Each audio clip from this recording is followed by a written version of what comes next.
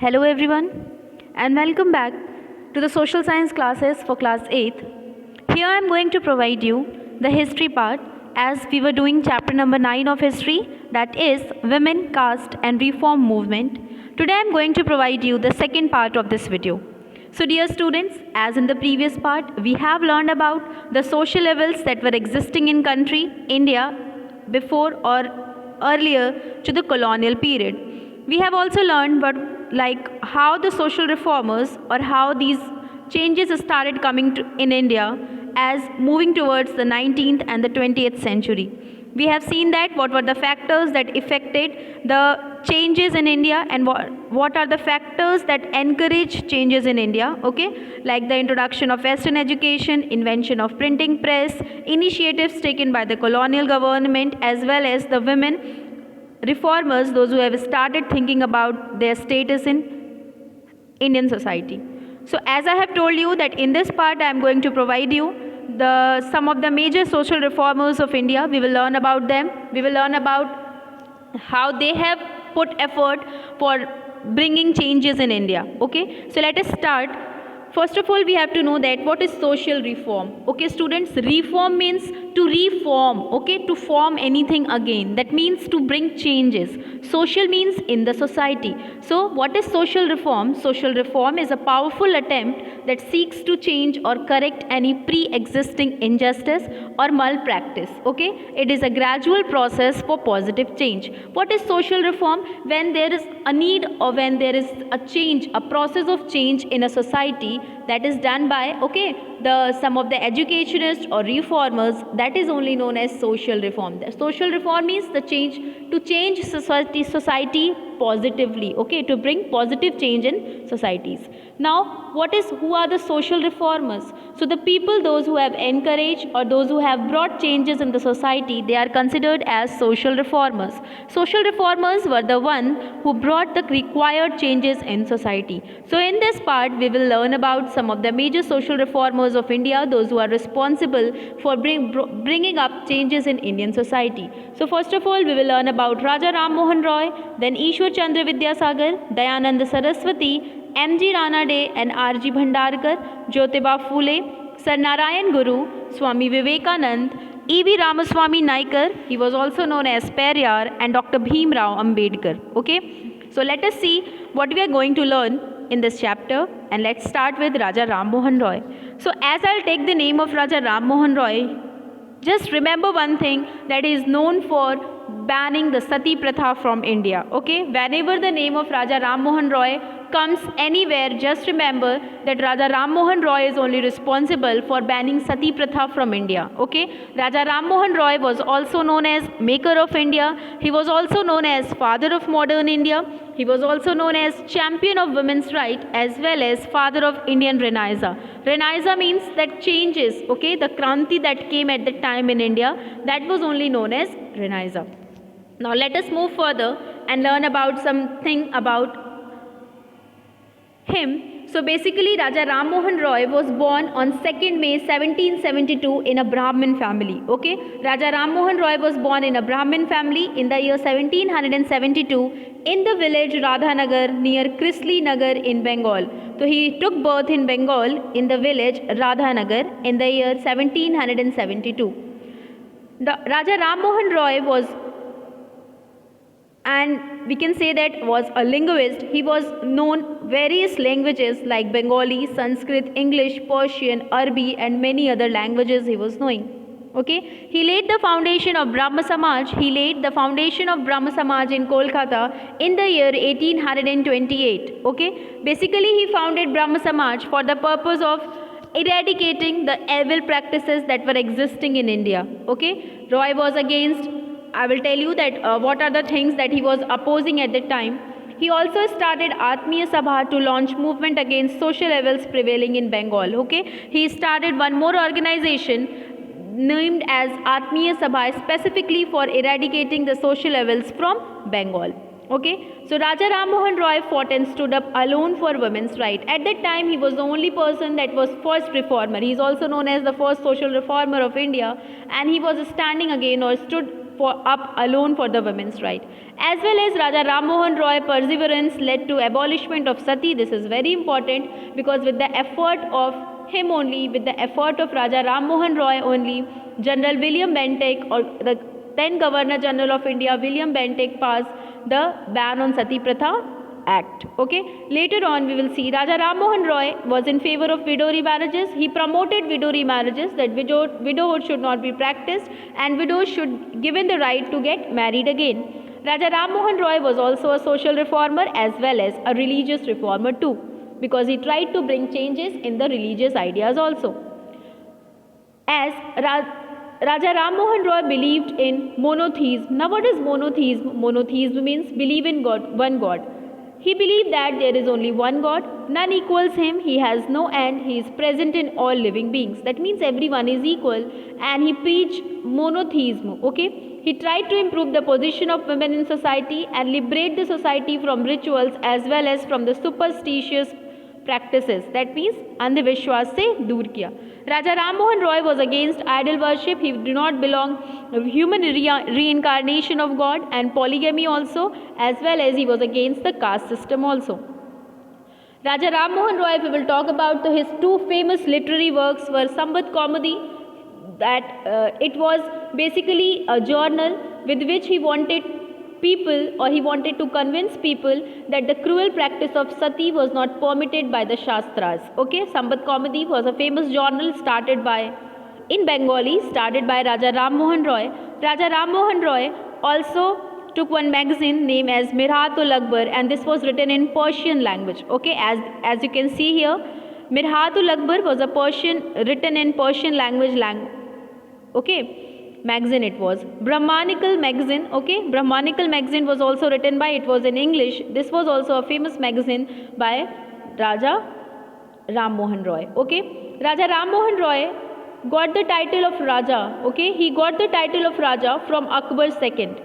Okay, so please remember this thing, that Raja Ram Mohan Roy got the title of Raja from Akbar II, the then Mughal emperor. Okay, let us move further and learn about Ishwar Chandra Vidyasagar. Now if we will talk about Ishwar Chandra Vidyasagar, so he was also a social reformer as well as a philosopher and an educationist. Okay, with a modern vision, who is having the modern vision. Okay.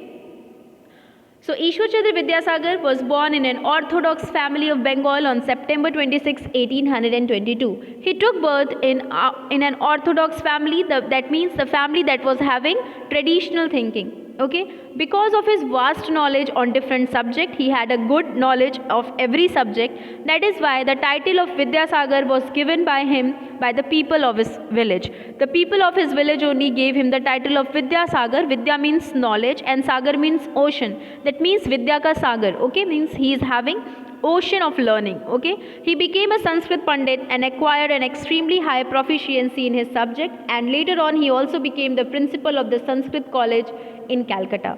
Vidyasagar encouraged non-Brahmin students to study Sanskrit as he belongs to a good family, an orthodox family, but after that also he promoted non-Brahmin students to study Sanskrit. Okay, he opposed caste system and created opportunity for every student, even the students those who belong to lower caste, to study Sanskrit and other languages. Ishwar Chandra Vidyasagar was also known as Daya Sagar or Karunar Sagar, that means ocean of kindness. Ishwar Chandra Vidyasagar, okay, just because he was very charitable in nature, he used to do charity and he was very generous and kind. That is why he was also known as Daya Sagar or Karuna Sagar. Ishwar Chandra Vidyasagar strongly protested against polygamy, child marriage, favored widow remarriages. That means he was against polygamy as well as against child marriage also. He favored widow remarriages and women's education in India. Because of his contribution only, the Widow Remarriage Act was passed in 1856, and with his effort, the Widow Remarriage Act was passed by the British Parliament, making the widow's marriage legal. Okay. He also set up many girls' schools in Bengal between 1857 and 1858. For promoting the education for the girls, he set up girls' schools in Bengal. Let us learn about the next one, that is Maharshi Swami Dayanand Saraswati. Maharshi Swami Dayanand Saraswati. Maharshi Swami Dayanand Saraswati established the Arya Samaj in 1875, just like the Brahma Samaj that was established by Raja Ram Mohan Roy. Let us understood about him. Born Mool Shankar Dayaram in Gujarat to a wealthy Brahmin family. Dayanand Saraswati, the real name of him or the childhood name of Dayanand Saraswati was Mool Shankar, okay, Dayaram. He took birth in a Brahmin family, in a wealthy Brahmin family in Gujarat. He received a classic Brahmin education but was a gifted scholar. That means he was extraordinary from his childhood or by birth only. Both his father and uncle were Shaivites and encouraged him in Shaivite Bhakti. That means both his father and uncle preach Lord Shiva a lot. That means they believe Lord Shiva, and that is why they encouraged Dayaram Sahani also, Dayanand Saraswati also, okay, for worshipping Lord Shiva. Mool Shankar was convinced that once Mool Shankar went to a temple, and there during night he saw that the prashads, okay, whatever offerings were there in the temple, he saw that a rat or a mouse is eating it in the night. So by that only he come to know that no god comes to eat the offerings or the prasad that are given to him, okay, and from that only he believed that the sculpture is not having any life, okay, that means god has no form, okay, that is why he started opposing the idol worship also. Mool Shankar was convinced that this meant the image of Shiva had no power. That means the image of Shiva had no power and should not be worshipped. His own studies in Vedas, he basically focused on Vedas, and he told that, okay, he promoted Vedas, and he told that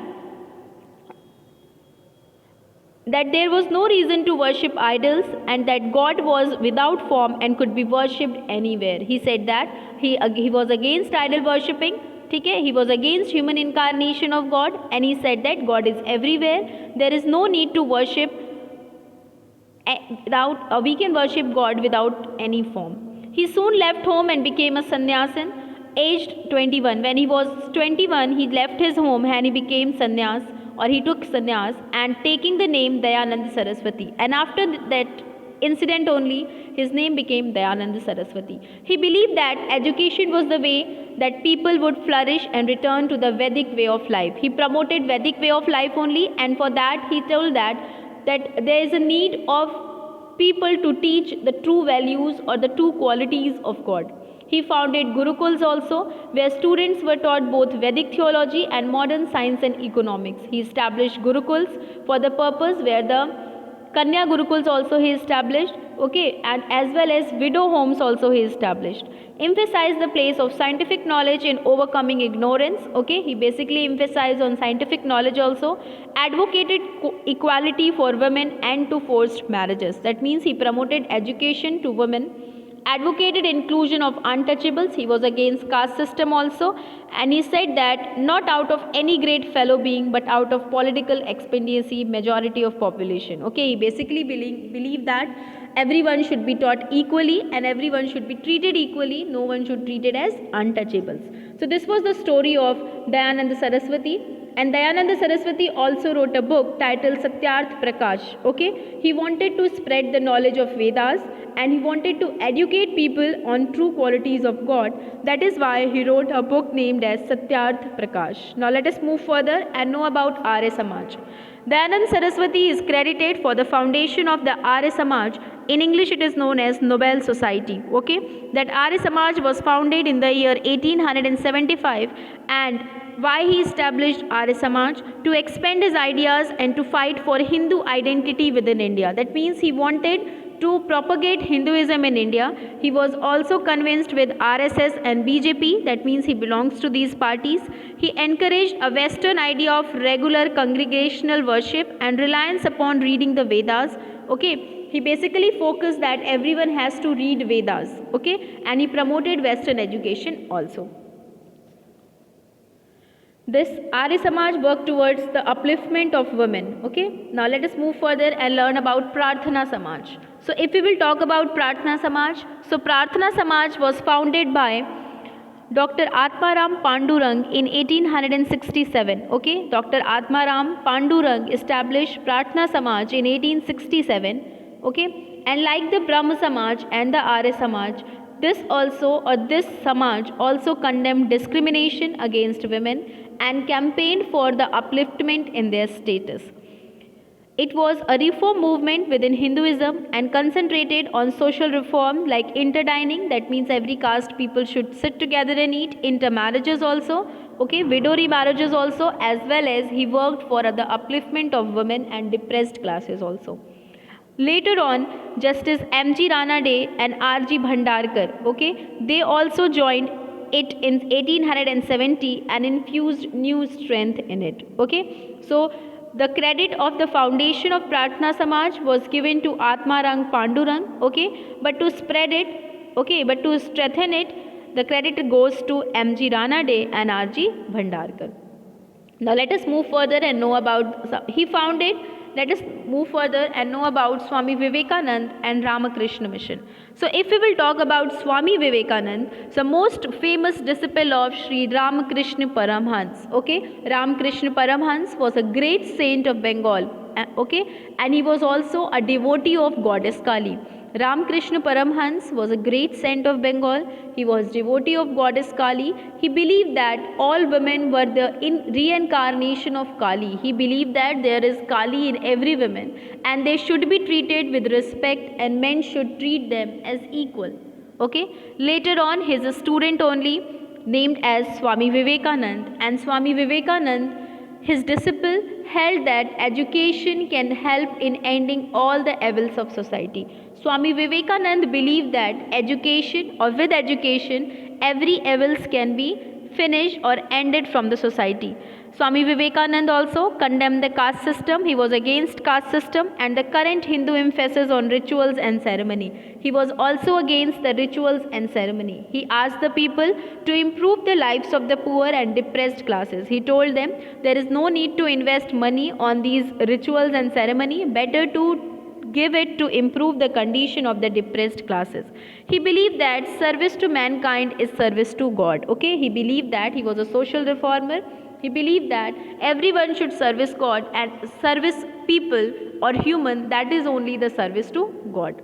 Later on, he founded the Ramakrishna Mission at Belur in Havra in 1897. He named one organization he started and he named it as Ramakrishna Mission. Okay, it was basically work for the upliftment of the poor. It is a social service and charitable society. The objective of this mission are providing humanitarian relief, that means to help the poor people, and social work through the establishment of schools, colleges, hospitals and orphanages. Okay, this organization promoted the establishment of schools, colleges, even hospitals and orphanages. That means the place where the poor people or whose no family member is there can live. Let us move further and learn about life and teachings of Sri Narayan Guru. So if we will talk about Sri Narayan Guru, so he took birth in Kerala and he lived for mankind. He was also just like a sannyasi. Okay, so Narayan Guru was a visionary saint, scholar, philosopher, humanist and social reformer. Human equality, love, compassion, empathy, that means love for everyone, sympathy for everyone, and universal brotherhood were core principles of his philosophy. That means Sri Narayan Guru believed in the equality of human, believed in love and compassion, as well as everyone is equal. The all things were his philosophy. Propagated education as means of achieving economic, social and cultural advancement. He told that everyone should get education for their personal, for their economic, social as well as cultural advancement. He was the architect of the Kerala Renaissance. Okay, he basically worked for the Renaissance, for the changes in Kerala. If we will talk about the early life of Sri Narayan Guru, so he took birth on 28th August 1855 to a middle class parent in Chepazanti village of Kerala. He belongs to a low caste family only. The caste or that particular family belongs to Ezavas. Okay, at the age of 5, Guru started his primary education and exhibit brilliance at early stages. Okay, slowly he started becoming proficient in Vedic literature, astrology and Ayurveda also. Okay, from his childhood only he was very disciplined and humane. He was having every quality of a good human. He used to meditate for a very long time and realized that answer to our problem can be found discovering oneself from within. Basically, he was just like a saint, and that is why he focused that meditation is the best way to release your or tension or whatever you are having in your mind.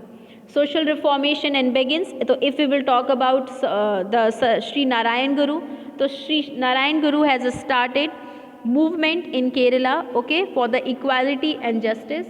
And one movement that was started, or one organization he established, known as Sri Narayan Dharm Paripalan Yogam in 1903. He established Sri Narayan Dharma Paripalan Yogam in 1903, and he believed that there was no reason for caste differences to continue among human beings. Okay, he believed that everyone is equal. Okay, he believed that God is for everyone and everyone should allowed to go to the temples. Okay, he established Sri Narayan Dharma Paripalan Yogam SNDP in Kerala. Okay, he was having lots of students who followed him after that. Okay, even the chief minister of Kerala at that time. Okay,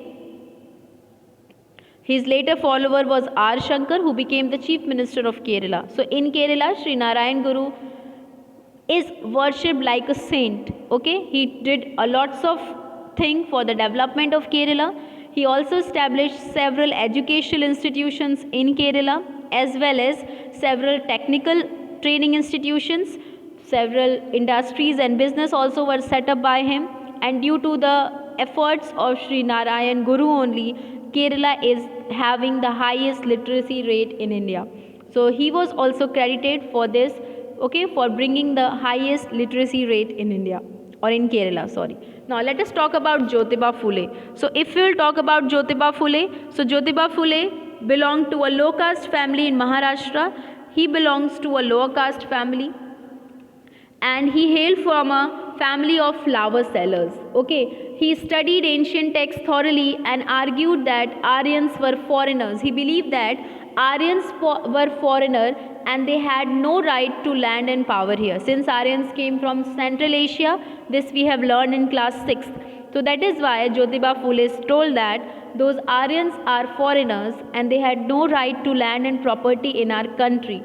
Then why they are discriminating the Indian people and why they are considering them as Shudras. Okay, for this purpose, in 1873, he also founded Satya Shodhak Samaj, the organization that works, or its primary aim was to improve the condition of the lower caste people and propagate caste equality in India.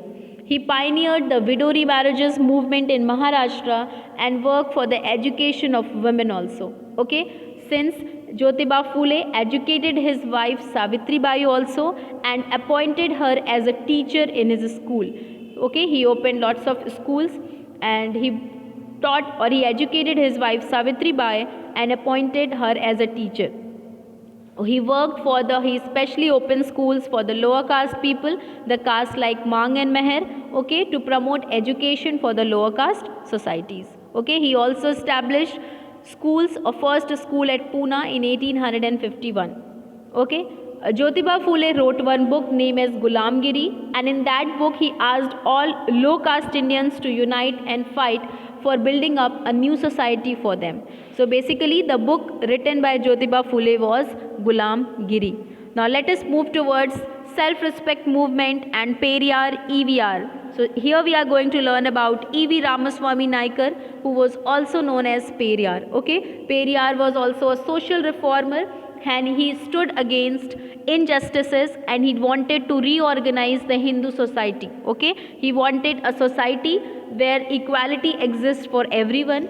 Periyar was against the domination of Brahmins in society and he started anti-Brahmin movement. Okay, he belongs to Tamil Nadu and there only he did a lot of work for the upliftment of the downtrodden society, that means the lower caste people, the discriminated society there. And for that purpose only he started self-respect movement in 1925. That self-respect movement was started for gaining the right of the untouchables to entering into the temple, as well as he for drinking water from public tank or well. Basically, he promoted and he was against all the social levels that were existing against untouchables. Okay, he denounced the caste system. He said that he was against caste system, he was against child marriages and enforced widowhood. He believed that equality for all can be achieved only by eradicating caste system. E.V. Ramaswamy Naikar believed that everyone is equal and for that purpose equality should be established. Okay. He fought for the untouchables, for the right of the untouchables to enter the temples as well as to use the public tanks. Okay. And it was due to his agitations only, due to his effort only, Constitution amended to introduce reservation for the backward classes. And E.V. Ramaswamy Naikar is also credited for introducing the provision of reservation for the lower caste people in society. Let us move further and know about Dr. Bhim Rao Ambedkar. Okay, Dr. Bhim Rao Ambedkar is also known as the architect of the Indian Constitution. Dr. Bhim Rao Ambedkar was born in a Mahar caste family. Okay, he was also belongs to a Dalit family. Bhim Rao Ambedkar was born to Bhima Bai and Ramji on 14th April 1891. Okay, in Mahao Army Cantonment in Madhya Pradesh. Ambedkar's father was a Subedar in Indian Army. Okay, Ambedkar's father was in army, and after his retirement in 1894 the family moved to Satara. Okay, so basically he took birth in Madhya Pradesh in a Mahar family, in a Dalit family. In 1897 Ambedkar family moved to Mumbai. Later on they moved to Mumbai, where Ambedkar became the only untouchable enrolled at Elphinstone High School. Okay, with his effort only, he was the only untouchable who enrolled, as I have explained you in the Zoom classes also, that Dr. Bhim Rao Ambedkar was not allowed to gain education at that time, and that is why from the childhood only he revolted against that system. In 1906, when he was about 15 years old, his marriage to a 9-year-old girl Ramabai was arranged. Means at the age of 15 only Dr. Bhim Rao Ambedkar got married. Throughout his childhood, Ambedkar faced the stigmas of caste discrimination. Hailing from the Hindu Meher caste, his family was viewed as untouchable by the upper caste. As I have explained you, that Dr. Bhim Rao Ambedkar was considered as untouchable, and that is why the discrimination and humiliation haunted Ambedkar at the army school, and that same discrimination he has to face in army school also. Fearing social outcry, the teachers would segregate the student of lower caste from that of Brahmins and other upper classes. As I have explained you, that Bhim Rao Ambedkar was not allowed to sit with the other children. He used to sit at the door of the classroom for gaining knowledge. The untouchable students were often asked by the teacher to sit outside the class. Discrimination followed wherever he went. Wherever Dr. Bhim Rao Ambedkar went, discrimination was followed everywhere. And from that time only he decided to eradicate this concept of caste system from India, and for that only he started several campaigns, and among all those campaigns there is one famous campaign organized by Dr. Bhim Rao Ambedkar at Chaudhar Tank in Mahad, Maharashtra, where what he did, the participant burnt the Manusmriti, the Hindu law book. As I have explained you that earlier, the laws or whatever justice or laws were taken on the basis of, for Hindus, the book reference was Manusmriti. Okay, everything was mentioned in Manusmriti, and Dr. Bhim Rao Ambedkar burnt the copies of Manusmriti in Chaudhar Tank, that campaign. And because why he burnt that Manusmriti? Because the participant or Dr. Bhim Rao Ambedkar believed that they held largely responsible for the practice of untouchability.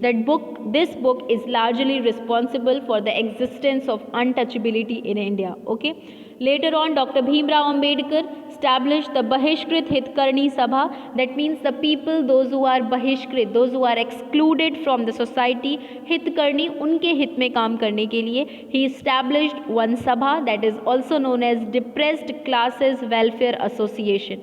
Because Dr. Bhim Rao Ambedkar believed that education is only the weapon through which the evils of the society or the caste discrimination can be eradicated from the society, and for that education should be spread to lower caste people also, and for that purpose only he established this organization or association for the welfare of the lower caste people. Okay, now up to this much we have learned. Now if we will talk about one more social reformer, so that is Mahatma Gandhi. Mahatma Gandhi was also famous as a social reformer, as he also worked for the untouchables, and he named untouchables or the Dalits as Harijan. Okay, the meaning of the word Harijan is people of God. Okay, he also started one magazine named as Harijan in 1933. Okay, because he wanted to remove untouchability from India. Okay, and he also told that there is no scripture or there is no Hindu scripture in which this caste system has been written, or this type of discrimination has been written that we are following. So this is all about the social reformers, the major things I have explained you through this video. Okay, please watch the video properly, and if you have any problem you can ask me through Zoom classes. So please watch the video, read your book and fill your book exercises and prepare this chapter. Thank you, students.